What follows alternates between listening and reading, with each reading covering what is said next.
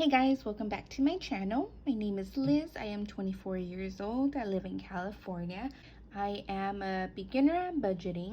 I started this channel to document my progress and hopefully get better along the way. So in today's video, we are gonna go ahead and budget my May paycheck number 1. Me and my fiance get paid bi-weekly. We also combine our income. We figured out combining our income is what works best for us, especially with the amount of bills that we have. It just works out. So let me go ahead and open up my planner. So we're gonna go ahead and go to May. So in May, I already did my layout for all my bills. If I get paid at the end of the month, then I'll just count it for the following month. So for example, we got paid towards the end of April. I'm just gonna count this for May because I will be using this paycheck to pay my bills in May.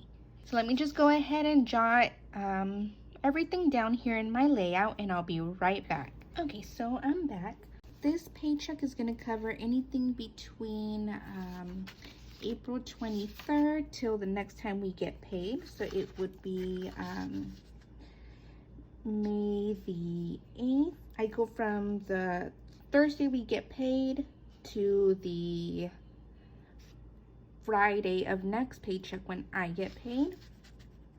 So again, my fiance gets paid on Thursdays, I get paid on Fridays. So this will go until May the 8th.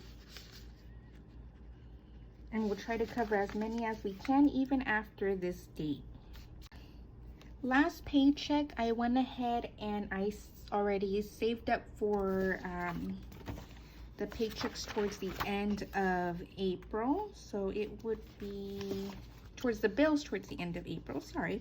So this would include the car payment, which we didn't have. We just put these $350 into savings. My school loan, I went ahead and saved up for that, which for my school is $120, but with this COVID-19 situation, they have stopped those payments and also stopped the interest. So I'm gonna put about half into savings. So this time I'm gonna pay $50. I still want to pay something towards it, especially right now that they're not charging interest. This is all going to go towards the main principal, so I don't want to not pay until September and have, you know, the same amount. I want to pay off as much debt as I can. We're trying to get a house, so in order to get a house, I want to be debt free. So next is the we're here on the school loan. So next is the Netflix,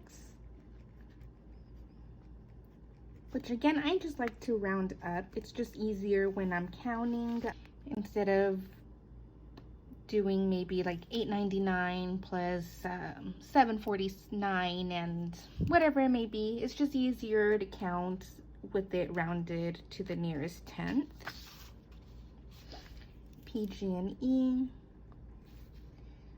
is 50. It's what I saved up for, and actually our bill only came out to be about $2 because of the climate change. Sometimes our gas and electric company does that twice a year for everybody. It gives them some sort of discount. So I already have 50 saved, so what I'm gonna do is just keep this saved for the month of May.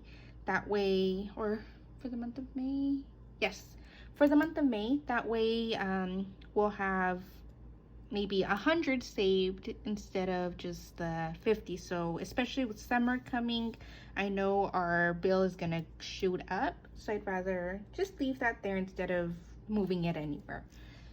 The next one is, okay, so I think we're done with the month of April, so we're gonna move on to May. So for May, we have, I'm gonna write down all the ones I saved up for already, so which is PayPal, which is 70, and my BoxyCharm. If you don't know what BoxyCharm is, that's a subscription box where they give you full-size makeup. as well as other lifestyle things like water bottles. They also give you skincare like masks and face cleansers and a bunch of good stuff. You guys should really look into it. Okay, so now we're gonna go ahead and start off with budgeting the actual bills for this paycheck. So our income combined is $2,090. So this I'm not gonna count since I already saved up for it. I just wrote it down just so you can see where I am, how I'm using my calendar to budget. So we have to start off with rent. Rent is $735. We live in a 1-bedroom apartment here in California. Rent is pretty high for what we get.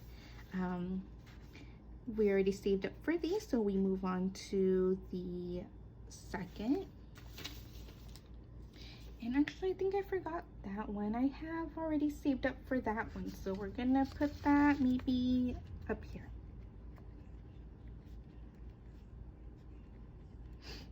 And that is 30. These two Affirms have check marks on it because with the last paycheck, I already paid the bill for those. So next is Best Buy. Let's see how we can put this in the frame here. Okay, so Best Buy is 30. Credit One is 30. Again, I like to round up. The bill for these are about $28 each, so might as well just round it to the 30. PS4, this is for my fiance's online gaming. My JCPenney credit card, I owe quite a bit amount, so our minimum is maybe about $270, so I like to give $300. So we're here now. So again, if I still see that I'm gonna have money left over, I will just continue on until I feel like we're not gonna have enough after that. So we're now here. Our cable and internet is 30. I just call it Wi-Fi. Normally it's 20, but we ended up renting a movie and it costed maybe about $7, so it would come out to maybe about 27. But I'd rather have more than not have enough. Then AT&T, that is our phone bill. I am gonna save half of this, that way I don't have to save the whole $250. Same thing with JCPenney. I was debating whether to just save half or just do the whole thing, but seeing that this paycheck came out to more than we expected, I'm just gonna do the whole $300. So what I do so I don't spend it, especially now that we can't get cash out, is I just move it to a completely different account in the bank. That way I don't have to see it in my checking account, because if I see it there, we'll end up spending it, and then we're gonna be, we won't have enough next paycheck.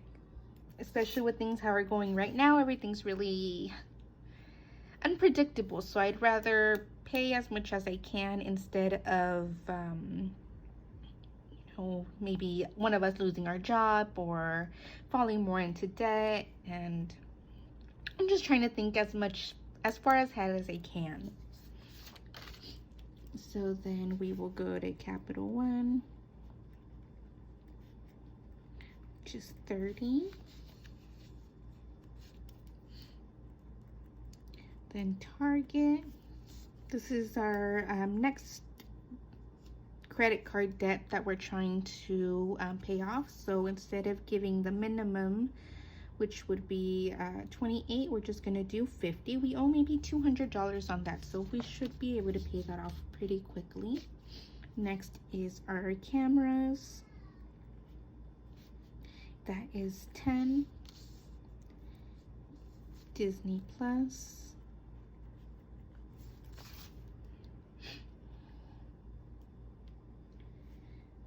So we're right here. So these small ones I just like to add because it's only $10 each, which isn't very much. So we will go ahead and do the Apple Music. And then last would be the radiology.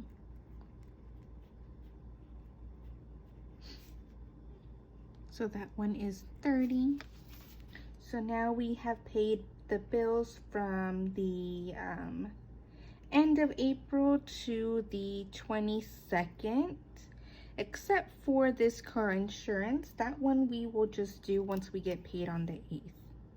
As well as the smaller firms, we will go ahead and pay with the paycheck that we get here.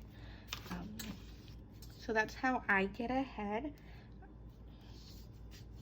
And it took a while. I've been doing this since maybe January, so it was a lot of trial and error getting to this point here. So in total it would be $1,400, not counting this, of course. This is just there so I can check this off once it comes up and I've already paid it. That way I have it listed here. So we're just not counting this part. So bills, $1,400. We're going to subtract the $2,090 with the $1,400, so that would leave us with $690. So with these $690, we're going to go ahead and do our cash envelopes. So food will always be $200. Gas we try to always do $150. My fiance drives a lot for work, so once he starts working, I just want to have enough saved so it doesn't catch us off guard and we start pulling from savings, which we have worked so hard to get to the point where we are now. My daughter will always get $50, and for a home will always be $25. Total would be $425, which would leave us with $265. So with this $265, we're going to go ahead and do our sinking funds. So for sinking funds, it's going to be Mother's Day, which is $50. My goal is to save $150. So once we add these $50, we reached our goal. Christmas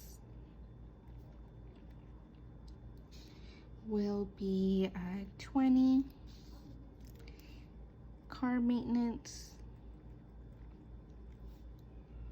is $20, and medical will be $10. So that should be a total of $100,